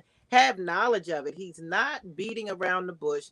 He's not dodging. He's not, he tells you straight up whether you are going to be, he feels you're going to be angry depending on the crowd. He doesn't change up what he's saying, and you believe in, like, hey, this guy is committed and dedicated, and he has plans, not a plan. He has several plans. And you see that fire, you see that energy, you see the ideas, the smarts, the willingness to jump in and roll his sleeves up and do this. So it's undeniable that that's where the fire and the energy is, and it needs to be for the people in South Carolina's 6th district. You need that. You don't need the same ideas and the same thing that's happening, because it's unfortunate how their standing as far as education and economics is. and they're just, you can't, want something better and you're repeating the same thing. And I think, by him being able to galvanize, the different freedmen, I guess the freedmen community, I'm gonna put it that way. People are really supporting him. People are really understanding that he is, sincere, his sincerity, his heart, and his drive.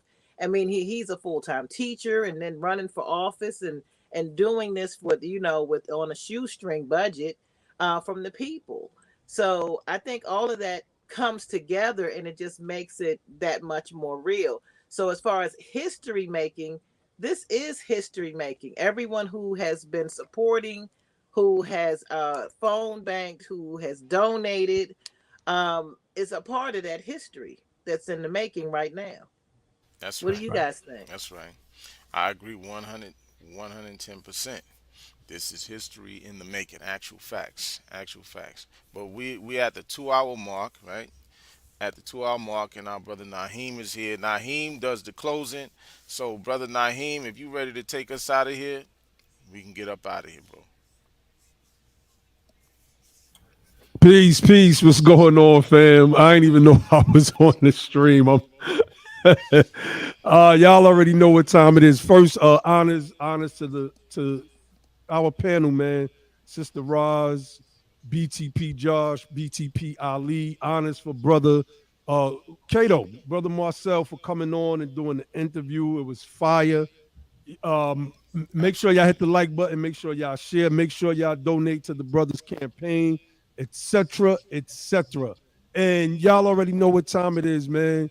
Brother Cato embodies the message of this platform, which is don't just fight the power, become the power. And then and only then will you have the power to make a change. And with that, say peace.